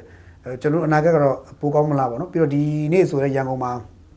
အာကာသနဲ့ပတ်သက်တဲ့ဆက်ဆက်တဲ့ကလေးတွေလူ6000လောက်ပါဝင်တဲ့ပြိုင်ပွဲလေးတစ်ခုလုပ်နေတယ်အာကာသပကြီးပြိုင်ပွဲပါညာပွဲအဲ့ဒါလုပ်တယ်လုပ်တဲ့အခါမှာစက်ရုံလေးတွေထုတ်ပြတယ်ပေါ့နော်စက်ရုံထုတ်ပြတာဝင်းကျုပ်ဦးစိုးသိန်းတို့ဘာလို့တက်ပြီးတော့ကြည့်တယ်စက်ရုံကလေးစက်ရုံနှစ်ယောက်ကဝင်းကျုပ်ဦးစိုးသိန်းကိုစက်ကလုံးနေမနေအောင်ကြိုးစိုးခေါ်ဆောင်သွားတာတွေနောက်အဲ့စက်ရုံနှစ်ယောက်ကကနေရာတွေအဲ့ဒါတွေရဲ့အစပြတော့ဘာပြောဒါတွေလည်းကြည့်ပြီးတော့ကျွန်တော်တို့လူငယ်လေးတွေကလေးလေးတွေပေါ့အခုအဲ့မှာဝင်ပြိုင်တဲ့ကလေးတွေတဲမှာ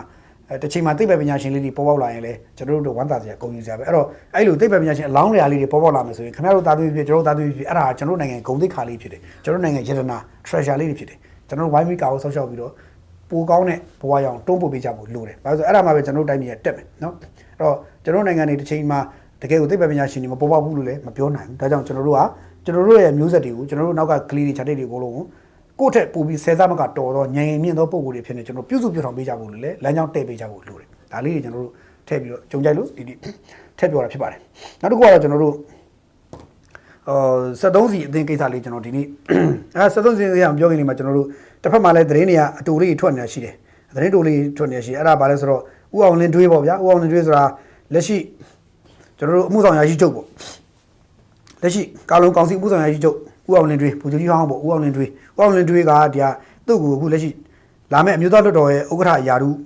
ရယူနိုင်ကြီးပြနိုင်ကြီးရှိရဆိုပြီးတော့ဟိုဘက်ပြည်အုပ်စုတွေကတော့ရင်းနေတာတွေ့ရတယ်ဆိုတော့ကျွန်တော်ပွင့်လည်းပြောရမယ်ကျွန်တော် The Statesman Journal ရဲ့ February 9 ရက်နေ့ထွက်တဲ့ The Statesman Journal မှာဝယ်ဖတ်လို့ရှိရင်အဲ့ဒီဟာနဲ့ပတ်သက်တဲ့လာမယ့်လွှတ်တော်အခင်းချင်းအစိုးရအဖွဲ့ဖြစ်နိုင်ကြီးလွှတ်တော်ဥက္ကဋ္ဌတွေသမ္မတတွေကောင်စီပြည်တော်စုတာမင်ကောင်စီဥက္ကဋ္ဌနဲ့အဖွဲ့ဝင်တွေဘယ်သူတွေဖြစ်နိုင်တယ်ဘာတွေဖြစ်နိုင်တယ်ဘယ်လိုလူမျိုးတွေဖြစ်နိုင်တယ်ဆိုတော့သုံးသက်ချက်ကြီးကကျွန်တော်သုံးသက်ပြီးသွားပြီအဲ့တော့ကူမရေးချင်တာကြီးသူတို့ဝိုင်းရေးနေကြတော့ကျွန်တော်လည်းဘာပြောမှမသိဘူးပေါ့နော်သူတို့ကလည်းဘယ်ကိုကူးကားပြီးရေးနေလို့ကျွန်တော်မသိဘူးကျွန်တော်တို့သုံးသက်ခဲ့ပြီမှားတာမှန်တာခဏတိုင်းသုံးသက်ချက်သုံးသက်ပလိုက်ပြီမနေ့ပြန်ကိုလည်းလွတ်တော်နဲ့ပတ်သက်ပြီးသုံးသက်ထားတဲ့မနေ့ပြန်ကျွန်တော်တို့ The Statesman Journal မနေ့ပြန်ထွက်မယ်ကျွန်တော်သုံးသက်ထားတယ်လွတ်တော်နဲ့ပတ်သက်ပြီးသုံးသက်ထားတာရှိတယ်အဲ့ဒါလေးတွေဝယ်ဖတ်လို့ရမယ် cover story ကိုမနေ့ကျရင်ကျွန်တော်ပြပါမယ်အဲ့တော့ cover story မှာတော့စိတ်ဝင်စားဖို့ကောင်းတဲ့ issue story တစ်ခုတင်ထားတယ်အဲ့တော့မနေ့ပြန်လည်းဟာရှိတယ်မနေ့ပြန် The Statesman Journal ဝယ်ဖတ်လို့ရတယ်နော်အဲ့တော့ဦးအောင်လေးတွေကတော့မြို့သားတွေဥက္ကဋ္ဌဖြစ်နိုင်လားဆိုဖြစ်နိုင်ပါတယ်ဟိုတို့အပြင်မှာသုံးသက်နေကြတာတွေ့တယ်ဖြစ်နိုင်ပါတယ်ဘာလို့ဆိုတော့ဖြစ်ဖို့လည်းများပါတယ်ဘာလို့ဆိုတော့အခုထုတ်ပြန်တဲ့စာအရဆိုလဲသူပဲဖြစ်ဖို့များသွားပြီပေါ့နော်ဆိုတော့ဘာပဲပြောဦးအောင်လင်းတွေမျိုးသားတွေဥက္ကဋ္ဌဖြစ်မယ်လို့အပြင်ရင်းနေတာတွေကျွန်တော်ကြည့်ပြီးပြုံးစီစီနေပဲဘာမှမပြောလို့ပါဘူးဖြစ်တဲ့ဖြစ်တဲ့လူလည်းဖြစ်တဲ့အတွက်ဖြစ်လဲဖြစ်နိုင်ခြေရှိပါတယ်လို့ပဲကျွန်တော်တို့ပြောချင်တယ်နော်ဒါလေးကတော့ကြုံကြိုက်လို့ဂျားဝင်ပြီးတော့ကြောင်ညာဝင်ထိုးသူပြောတာနော်နောက်တစ်ခုကတော့ကျွန်တော်တို့ဒီ73စီအသင်းနောက်တစ်ခါရွှေအသင်းအပါဝင်9ဦးကအခုထောင်ကျနိုင်ခြေရှိသောအမှုတွေအဖွင့်ခံလိုက်ရပြီပေါ့ပြောရင်ထောင်ကျဖို့များသွားပြီပေါ့ဗျာပြောရင်အဲ့လိုပဲပြောပေါ့အမှုဖွင့်ခံလိုက်ရပြီပေါ့ဆိုတော့အဲ့ဒါကလည်းကျွန်တော်တို့ပြောရရင်တော့ဗျာဒီကိုရက်ကဖမ်းပြီးတော့ခေါ်ပြီးစစ်ဆေးတယ်ဖမ်းတယ်စစ်ဆေးတယ်ဆိုတော့ကျွန်တော်အားလုံးသိပြီးသားပါနော်73စီအသင်းဥက္ကဋ္ဌဦးခင်စိုး Apex Gas Wine and Public Company နော်နောက်အတွင်းမှုဖြစ်တဲ့ဒေါက်တာဝင်းမြင့်နော်မြတ်တာမော်အဲသူတို့နှစ်ယောက်ကိုရောနောက်ရွှေသိန်းဥက္ကဋ္ဌဦးမျိုးမြင့်သိန်းတန်းရွှေစင်ရှင်နာဆိုင်ဒုတိယဥက္ကဋ္ဌ1ဦးမျိုးသူဝင်းအကယ်ဒမီရွှေဆိုင်တွင်းမှုဦးနေမျိုးထက်ရွှေစင်အကယ်ဒမီရွှေဆိုင်အဲ့ဒါသူတို့တဲ့2012ခုနှစ်အရေးကြီးကုန်စီနှစ်ဝန်ဆောင်မှုဥပဒေပုံမှန်9ရာဇကြီးပုံမှန်109နဲ့မှုဖွင့်လိုက်တယ်တဲ့မှုဖွင့်ထားလိုက်ပြီတဲ့မှုဖွင့်လိုက်ပြီဆိုရင်တော့ဒါသူတို့မှုဖွင့်လိုက်ပြီဆိုရင်တော့ February 24ရက်နေ့ကရုံးထုတ်တယ်ရွှေသမားတွေရုံး24ရက်ကရုံးထုတ်တယ်ထုတ်ပြီးရင်တော့ဒါအမှုဖွင့်စစ်ပြီးရင်တော့ဒီအမှုနဲ့ထိုက်တန်တဲ့ပြစ်မှုပြစ်ဒဏ်တွေခံရဖို့ရှိရပါဗျာနော်ဆိုတော့ ထောင်ဒဏ်6လနဲ့3နှစ်ထိလည်းကြာနိုင်ကြီးရှိသလိုတခြားသောဟာတွေလည်းခံနေရှိတယ်အဲ့တော့ဘယ်လိုဆက်ဖြစ်မလဲတော့မသိဘူးဒါလည်းကျွန်တော်ရှေ့မှာပြောခဲ့သလိုပဲရွှေတွေ73စီတွေပိုင်းကြီးရွှေလောကစီးပွားရေးလုပ်ငန်းလောကသားတွေအကုန်လုံးအဲ့လိုပေါ့ဗျာဟိုတချို့တွေလည်းမတမဟိုဘယ်လိုပဲဝိသမလောဘသားဆက်ဆံဟိုပတ်စံအတကုံကုန်းရုံရှာခဲ့ကြတဲ့ဟာတွေအတွက်စိုးကျိုးတွေခုခံရတာရှိသလိုတချို့ကလည်းလုံးပြီးဖြစ်တာရှိတယ်သို့တော်လည်းကာလာတခုရောက်တဲ့ခါမှာသူတို့ငြင်းသွားရှိတယ်အခုလောဆယ်ဟုတ်တာမဟုတ်တာထားစီးပွားရေးလောကသားတွေအကုန်လုံးကြားမှာအော်တောင်းနေသူတို့စိုးရိမ်တော့ကတွေကြီးနေကြပါတယ်စီးပွားရေးလောကကရတာနည်းနည်းလေးအချက်တဲတွေနေဆိုင်ရလာမယ်အစိုးရတွေဘာဖြစ်မလဲဘလို့ဖြစ်မလဲငါတို့လောကကလို့ဆင်ပြပါမလားဆိုတော့စိုးရိမ်မှုတွေသူတို့မှရှိနေကြပါတယ်အဲ့တော့ဒီဖမ်းတော့လည်းဖမ်းကြပေါ့ဗျာဥပဒေနဲ့ညှိလို့ဖမ်းကြတယ်လည်းဖမ်းကြပေါ့ဥပဒေကိုချိုးဖောက်လို့ဖမ်းတာလည်းဖမ်းကြပေါ့ဒါပေမဲ့စီးပွားရေးအတိုင်းဝိုင်းကတော့တိုင်းပြည်ကိုပြည့်ဝန်းပိုက်ပေါ့ဗျာပြည့်ဝန်းကိုဖောက်မယ်ဆိုရင်ဟိုလိုအပ်တဲ့လောက်ပဲလုပ်တာကောင်းတယ်တချို့မလိုအပ်တာတွေကြလို့ရှိရင်လည်းမကောင်းဘူးပေါ့စီးပွားရေးလောကသားတွေအနေနဲ့လည်းတချို့ဟာတွေဆင်ခြင်တင်တာဆင်ခြင်ပေါ့ဗျာနှစ်ဖက်စလုံးကဒီအာဏာပိုင်ဖွဲ့စည်းရေးစီးပွားရေးလောကသားတွေနှစ်ဖက်စလုံးမှာဂျိုယာတွေမကင်းကြပါဘူးအဲ့တော့ပြောရရင်တော့ဟိုပြန်လည်ထိန်းချောင်းရင်းနဲ့ပဲတက်မှတ်ပြီးတော့တိုင်းပြည်ရဲ့အကျိုးရှေးရှုတာမျိုးလုပ်တင်တယ်လို့ကျွန်တော်တိုက်တွန်းချင်တယ်ဟိုဘသူမှထိရနေတာမှုတွေနဲ့ဟိုအော်တောင်းနေဖြစ်ပြီးတော့ပြည်သူကြားမှာမယုံမကြည်ဖြစ်အလုတ်ကိုင်းတွေပျက်စီးထိခိုက်ဒါတွေလည်းမဖြစ်သင့်တော့ဘူးလို့ပြောချင်တယ်ဘာလို့အစိုးရအသက်လည်းပြောင်းလဲလာတော့မှာဆိုတော့ဗျာတချို့ဟာလေးလည်းဟိုနှစ်ဖက်ညှိနှိုင်းတိုင်ပင်ချင့်ချိန်စဉ်းစားလုတ်ကိုင်းဆောင်ရွက်ကြဖို့ကျွန်တော်တိုက်တွန်းချင်တယ်ဘာလို့ဘသူမှန်တယ်မားတယ်ပြောချင်တော့ဘာလို့စီးပွားရေးသမားရဲ့သက်ဆိုင်ရာအာဏာပိုင်အချို့အာဏာပိုင်ဖွဲ့စည်းတွေကြားမှာအပြန်အလှန်ညှိနှိုင်းတိုင်ပင်ပြီးတော့ဒီဘက်ကလည်း short ဟိုဘက်ကလည်း short နှစ်ဖက်စလုံးကတိုင်းပြည်ကိုမျက်နှာကိုရှေ့ရှုမျက်နှာမူပြီးတော့လှုပ်တင်တာလေးရွေးလုပ်ကြရင်တိုင်းပြည်လည်းကောင်းမယ်ပြည်သူလည်းတိုင်းပြည်ချမ်းသာပြီးပြည်သူဝမ်းသာတဲ့ဘဝမျိုးကိုတဖြည်းဖြည်းချင်းရွှေ့ကြဖို့ကျွန်တော်တိုက်တွန်းချင်တယ်ဘာလို့ဆိုတော့ဟိုတော်ကြီးပေါ့ဗျာ9နှစ်ရှိပြီတချို့ရိုးနေတချို့လည်းကြောက်လန့်ပြီးမှပြန်မလာတော့စီးပွားရေးမှရှိနေတပုံကြီးပဲဆိုတော့မှားတာတွေမှန်တာတွေခဏထားပါဗျာအဲ့လိုရှိတော့တချို့ဆိုရင်ဟိုအေးအေးတခါပိုင်ဆိုင်မှုအကုန်လုံးသူတို့ဟိုအဖွဲ့ကိုခွဲပြီးတော့နောက်ကိုဆုတ်ပြီးတော့တာရင်းနေတဲ့လူတွေတပုံကြီးပဲအပြည့်ထွက်တိုင်းတဲ့လူတွေတပုံကြီးပဲဆိုတော့ဒါလေးလည်းစဉ်းစားဆင်ခြင်စရာလေးဖြစ်နေတယ်တော့ပြောရင်းနဲ့နောက်တစ်ခုကအပိတ်လေးကတော့ဒီပိတ်လေးကဒီဟွာပေါ့ဗျာ PNR ငကားနဲ့ပတ်သက်တဲ့ကိစ္စလေးနဲ့ပိတ်ချင်ပါတယ်ငကားနဲ့ပတ်သက်ချောင်းပါဘူးငကားရဲ့ညမနော်ဝါခိုင်းဆိုတဲ့အမျိုးသမီးကိုတဲ့နော်အမျိုးသမီးကို PDF အဖွဲ့ကဖမ်းထားတယ်တဲ့ဖမ်းထားတာကိုပြန်လွှတ်ပေးဖို့ဆိုပြီးတော့ဒီဘိုးနဂါးရဲ့ညီဖြစ်တဲ့ရန်နိုင်ထုံးကနေပြီးတော့ဂျပန်ကနေလှမ်းပြီးတောင်းဆိုတဲ့ video file တွေကျွန်တော်တွေ့ရလိမ့်မယ်ဆိုတော့ဒီနေ့29ရက်နေ့ထိပြန်မလွတ်သေးဘူးတဲ့အဖမ်းခံရပြီးတော့ဘယ်သူနဲ့ရှိနေဘယ်လိုရှိနေမှမသိဘူးပြောရရင်တော့ဗျာလုံးဝဆက်ဆက်မရှိဘူးသူညမအပြိုးဖြစ်တယ်တစ်ခုဖြစ်ရင်တော့သွားပြီပေါ့ဗျာသူညမပြောတော့ကောင်းနေဝိုင်းပြီးတော့ဝိုင်းမနေမချေဘူးလည်းမပြောနိုင်ဘူးမတတ်ဘူးလည်းမပြောနိုင်ဘူးဒုက္ခမပေးဘူးလည်းမပြောနိုင်ဘူးမချိတ်ချောက်ဘူးလည်းမပြောနိုင်ဘူးအခုချိန်ထိဘာမှဆက်သွယ်မရပျောက်တော့စိတ်မကောင်းဖြစ်ကြတယ်ပေါ့ဒါကိုကြီးချင်းအပြင်ကလားမနိုင်ရခိုင်မဲဆိုသူတို့ငကားမနိုင်ညမမဲပေါ့ဗျာနော်ငကားမနိုင်ညမမဲတွေဖြစ်ကုန်ပြီးတော့ထပြီးတော့လုတ်တဲ့ကိစ္စတွေဆိုတော့အော်တောင်းနေဖြစ်တာပေါ့ဗျာနော်နောက်တစ်ခုကဒီ PDF တွေအုပ်စုတွေ NUG PDF အုပ်စုဟာဒီမနိုင်နိုင်ရကောက်မဲတဲ့ဗီဇာပေါ်တာပေါ့ဗျာပြောရရင်တော့အာနာရှင်ဆန်တယ်ဆိုတော့တဖြည်းဖြည်းလူတွေချမ်းမှာပေါ်လာတာပေါ့ဗျာနော်နောက်တစ်ခုကငကားကိုယ်တိုင်လည်းပြီးခဲ့တဲ့ရက်ပိုင်းဖွင့်ထားတဲ့ဗီဒီယိုဖိုင်အသားဖိုင်တစ်ခုရှိတယ်အဲ့ဒီအသားဖိုင်ထဲမှာဗာပြောထားလဲဆိုတော့ငကားကိုတတ်ဖို့ဆိုပြီးရီမောကနေပြီးတော့သူဒီရင်းမာပင်ပလဲနယ်က PDF တွေကိုခေါင်းဆောင်တွေကိုစကားပြောထားတယ်ပေါ့ပြောပြီးတော့ငကားကိုတတ်ပြီးလို့ရှိရင်မင်းတို့ကိုဗာပေးမယ်ပေါ့အဲ့ဒါရီမောကနော်ရီမောကနေအဲ့လိုခိုင်းနေရရှိရဲဆိုပြီးငကားကိုယ်တိုင်ပြန်လဲဖွင့်ရထားတဲ့အသားဖိုင်တစ်ခုနော်ရှေ့ဒီဦးကြီးမြတ်သူ့ရဲ့ Facebook မှာတင်ခဲ့တယ်ဒါပေမဲ့အဲ့ကောင်ကဝိုင်းပြီး report ထုတ်ရတော့ပြတ်သွားတယ်ကျွန်တော်နားထောင်လိုက်ရတယ်အဲ့ဒါအဲ့ဒါ YouTube မှာကောက်တင်နေ YouTube ကိုလည်းကြည့်မြင်အောင်လုပ်ပြတယ်ဆိုတော့ပြောရရင်တော့ငကားနဲ့ NUG ရဲ့ဂျားကဒီအညိုတေးကြီးကကြောက်စရာကောင်းတယ်ဗျဘာတွေမှရှုပ်ထွေးတယ်လည်းမသိဘူးငကားကိုလည်းဒါတက်မတော်ကိုသူတေချာလေးပြန်ပူပေါင်းပြီးတော့သူဘယ်လိုပြန်ထူထောင်မလဲသူဘယ်လိုပြန်ပြီးတော့သူ့ကိုယ်သူပြန်ပြီးတော့ဘယ်လိုတက်မှတ်မလဲဆိုတော့စောင့်ကြည့်ရမယ်ဗျလောဆိုတော့ဟို NUG PDF တွေဘက်ကနေထားဘာဖြစ်သွားလဲဆိုတော့ငကားနဲ့ပတ်သက်ရင်ငကားမနိုင်ညမမဲပေါ့နော်အဲ့လိုဖြစ်ကုန်တဲ့ဇာတ်လမ်းကြီးဖြစ်ကုန်တယ်လို့ပြောရင်းနဲ့ဒီလိုတော့ပါပဲအားလုံးပဲကိုယ်ရည်ရှိပါတိုင်းပေါ်စေနာမထားပါသစ္စာရှိပါကိုယ်နိုင်ငံသားချင်းချင်းပြန်လာတက်ဖြတ်နေကြတာကိုလက်ခုပ်လောတီဗီပျော်နေတဲ့လူမိုက်လူရန်ကလူသက်အချမ်းဖက်အားပေးသမားခမည်းဖြစ်နေသလားဆိုတော့ပြန်လေမျိုးကုန်းတပါလို့ပြောရင်းနဲ့ခုနိုင်ပါ